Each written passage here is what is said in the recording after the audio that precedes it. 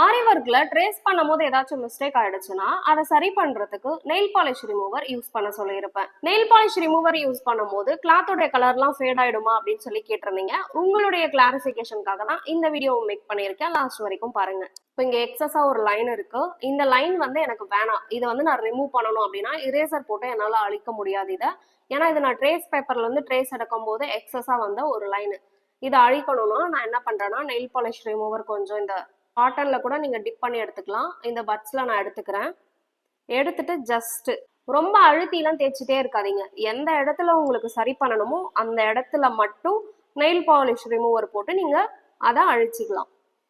இங்க பாருங்க, எக்ஸஸா இருந்த இந்த ஒரு லைன் வந்து நெயில் பாலிஷ் ரிமூவர் போட்டதுக்கு அப்புறமா அதை நம்ம சரி பண்ணிட்டோம். இந்த பட்ஸ் தான் நான் யூஸ் பண்ணியிருந்தேன். இதுல எந்த கலருமே வந்து வரல.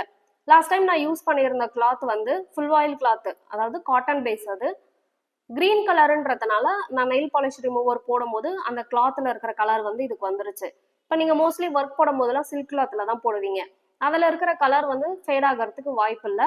ஆனா ஒரு விஷயம் மட்டும் நோட் பண்ணிக்கோங்க, நெயில் பாலிஷ் ரிமூவர் வந்து தேவைப்படுற இடத்துல கொஞ்சமா யூஸ் பண்ணுங்க, நிறைய வந்து யூஸ் பண்ணக்கூடாது.